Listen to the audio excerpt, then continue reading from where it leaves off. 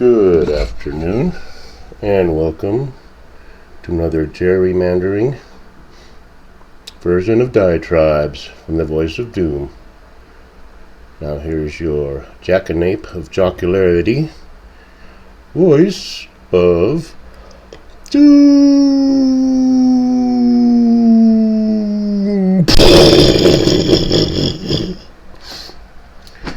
Dreams come true in blue Hawaii, and all my dreams will be true, to spend a night of magic with you. An old song from old school Hawaii, and I thought I'd talk about politics again, since it puts me in a bit of a rage, and I don't have a whole lot planned today. I just wanted to get a diatribe in, but the irony of the lyrics to the song Blue Hawaii. Now, Hawaii, by and large, has been a very, very, very blue state. It's one of the bluest of the blue, figuratively, literally, and politically. Very blue skies, very blue ocean, and very blue politics. Now, I'm going to speak dispassionately, as a Buddhist may speak, about certain events that have happened, because we can all commiserate and our hearts can all go out, but cause and effect is very strict. And when you look at rampant destruction, it's inevitable that you have to attribute it to the causes made by the people occupying that island. I'm sorry. Happens to everybody. We all get effects from the causes we make. It's a universal law. It's physical law. It's immutable. It's undeniable. And I believe even God, whatever that may be, is subject to the laws of cause and effect. I have to believe that.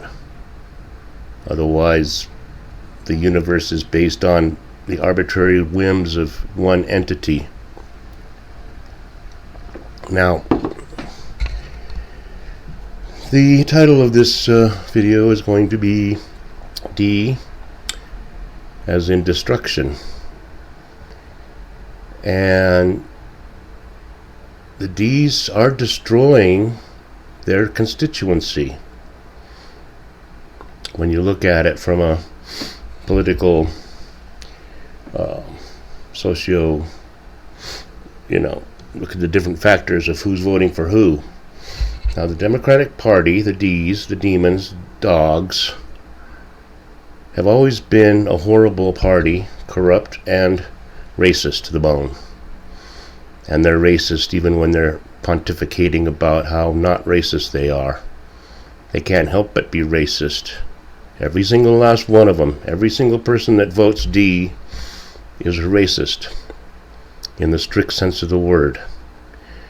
Because at first they were outright racist. They were supporters of the Confederacy, they were supporters of the Ku Klux Klan, they were supporters of Jim Crow, they were against the Civil Rights Act in the 60s. That's known history. But a couple of things happened in the mid-60s to the early 70s that changed the whole complexion of the D's.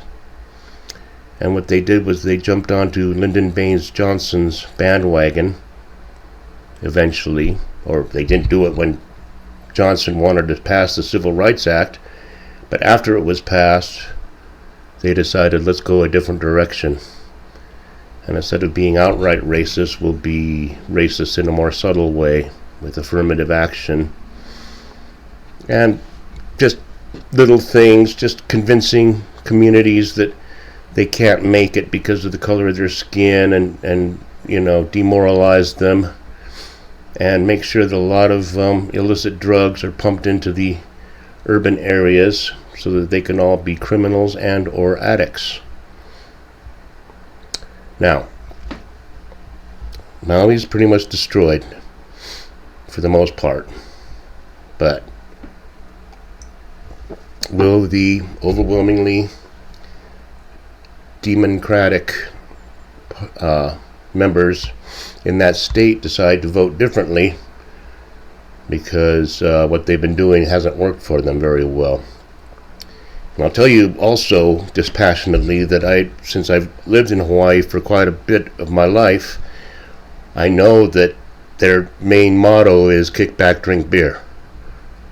And you see what happens when you have that motto. Is water pressure's down, sirens don't work, there's no contingency plans for emergencies, and people jump into the sea. So I don't want to talk about any conspiracy theories, because what's happened has happened, and theories don't change a thing. We'll see what happens in the long run. But how else are the D's destroying their constituencies? Well, a lot of states, such as this great state I live in, of Nevada, would be red all over if it weren't for the big cities, which there are two. There's a big city in the south called Las Vegas, and there's a big city in the north, or in the central part, called Reno. And that is a population center, and they inevitably vote D, and that turns Nevada purple, if not altogether blue. We've been voting for blue legislators for years now because of the big cities. Now, what do these do to repay, to show their gratitude toward their constituencies in the big cities? Have you seen what they've done? Each big city is squalor now, is Somalia on a bad day. Homeless people running around, not even running, slouching around everywhere, looking like they're in some post-apocalyptic movie. Drug addicts everywhere. Just the detritus of humanity that probably were productive human beings at one point in their life, and something went wrong. They succumbed to the ravages of rampant drugs coming into what used to be the United States.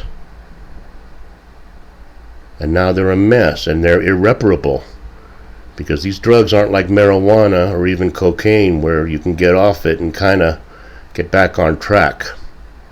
Some people even function. I function all my life smoking marijuana every day almost. And I won't say that I've been the most productive or the most successful person on the planet, but I've worked, and I've paid my bills to the best of my ability.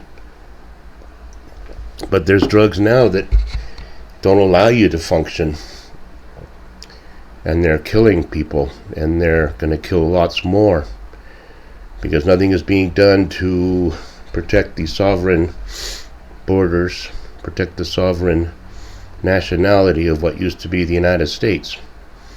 So everything can come in willy-nilly. They've caught enough fentanyl to kill something like 2 billion people, and they're very proud and will pat themselves on the back over that.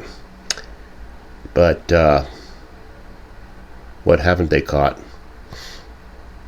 You know, they just assume we've caught everything. We are very good at vetting. The border may be porous, the border may be wide open, but we know everybody that's coming in, and we know what they have. Most of them have plastic bags full of Slim Jims. Now, how they got from Honduras to El Paso with a bag of Slim Jims, and that's it, I don't know. But we can talk about those conspiracies later, because we all know that's a sham and a fake, and it's part of the overall plan to kill lots of people. But let's go back to the self-destruction. I mean, it doesn't pay to kill your constituents. But we are living in a day and age where we have a petri dish as president who has no idea what's going on and can't even hear things, and then he says something so absolutely stupid that everybody knows it. And the people that know it, that like to protect him, will say nothing about it, and the people that know it, that are against him, will speak of it. I'm talking about Maui. What do you have to say to the people of Maui? No comment. Now, I'm going to give him the benefit of the doubt and just say that if he hears anything from the press, that's going to be his go-to statement, and he doesn't really hear what they asked. But like the touts and the wags on the news outlets say, even an aide would say, wait a minute, get out of the car again and make a statement. Just say the usual. Our hearts go out. We're doing everything we can. We will be sending emergency funds. We will expedite help and blah, blah, blah, blah. If he doesn't have that memorized, then he's even worse. Well, he doesn't have anything memorized. He's a blob. He's a pile of nothing, which may be re-elected to the presidency of what used to be the U.S. because half the population hates Orangey so much they'll vote for a wet piece of toilet paper over him. And that's karmic retribution going from way back when. I've already explained all that to you. Everybody should know why. Orangey will only get so many votes. And it might be around 51% if he's lucky, because there's 50% of what used to be the populace of the U.S. will never, ever vote because they remember something from the past. Now, the election, I can go through that in about 3 minutes. Yeah, they're going to have debates next week, and, Orangey may or may not attend, but he probably won't. And if he doesn't, they'll be calling him a coward, and they'll be throwing slings and arrows at him the whole time. That will be their campaign, is let's sling an arrow Orangey when he's gone. And if he's there, they'll do it anyway. And the only person that won't sling an arrow is Vivek Ramaswamy, who's got some mo, as they call it, and has all the mo to never ever be president of what used to be this country. That cannot happen because he makes too much sense, and we can't have that in politics. We can't have a reasonable person who doesn't go into histrionics and hysterics and isn't a narcissist and isn't a blob of demented protoplasm. We can't have that. We have to have somebody weird. So even if Vivek gets up to like 30 or 40%, then I would watch out. I would have him watch out. Because the powers that be have a planner. It has nothing to do with this businessman, intelligent person being president. Because he has ideas of his own of maybe getting back to the basics of truth, justice, and freedom, and the pursuit of happiness and prosperity. We can't have that. So forget him.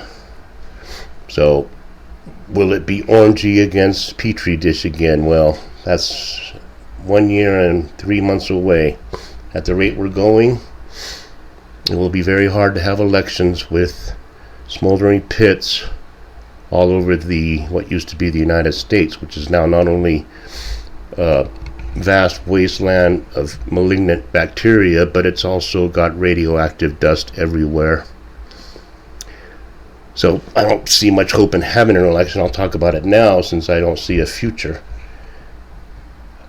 Petri dish against Orangey. That's what it's come to. Now, I would love to see Orangey win, because then they can begin burning the cities down again in earnest. And I'd just love to see the look on some of these wokesters' face. That would be entertainment for many months until the internet goes down. But if it's going to be one or the other, time should be interesting. And I don't see Petri dish lasting that long. Something's going to happen between now and then. We will have the first female president of the United States. And that will be a short-lived term because she'll have to run again as an incumbent, and she'll have a lot of people nipping at her heels. They'll have Ken from California. They'll have JFK from Hyannis, or wherever he's from. And all kinds of other people will jump into the ring at that point, and that should make it interesting. So we'll have Orangey against some unknown quantity, which will be a little more interesting because we can't have, Petri dish can't do it. It's not going to happen. I mean, if they still have 36% that approve of him, or 40%. That means 40% of the people out in this country are demented, not sentient human beings, and they're driving in cars, usually going 80 miles an hour. Oh, and speaking of cars, when I got home, when I was driving home from work yesterday, I was noticing that police cars were lining up at every major intersection and every overpass and everywhere. And I got on the freeway, and then I got off, and I realized I had to make a bunch of detours. I couldn't go over an overpass or go do anything because they wanted to close the freeway down, and I figured it's because Petri dish has to take a little vacation in Tahoe because he's been working so hard. So they shut down a whole freeway. Us common clay have to drive around because of this special elitist sickening. And people just put up with it. Oh, that's for security. And especially because he's in northern Nevada, too. That's not exactly friendly territory. But I won't say anything more about that. But what I will say is I was inconvenienced, and a lot of people were, because they wanted to clear an entire freeway and the entire road going up to Tahoe from Carson City. He was coming from Reno, so they had to clear off all that, too. For one guy. And I was going to say one more thing about that. Oh yes, I've said this before. When you are against somebody, don't complain that they're on vacation. I do not begrudge Petri dish being on vacation for life. Every single day should be another trip to somewhere else. And even when he goes to commiserate with the Hawaiians, trying to win back their affections, he should enjoy himself. There's still some very nice beaches on Maui. I'm sure they weren't all burnt down. So I don't like it when the opposition says Petri dish has been on vacation for 572 days this year. So what? If you don't like him, then leave him on vacation. Same thing with the other side. You know that Orangey golfed 300 times during his first year as president. You hate his guts, you hate everything he does. What do you care if he golfs every day? Oh, stupid. The whole political system sucks. And we're going to find out just how badly it sucks in the very near future. So I've gone on too long. I'll talk about this later if events allow it. I don't see it happening. I don't know why there's green in my screen. There's something probably floating in the air infecting us. But I'll leave it there and enjoy this one. Thanks.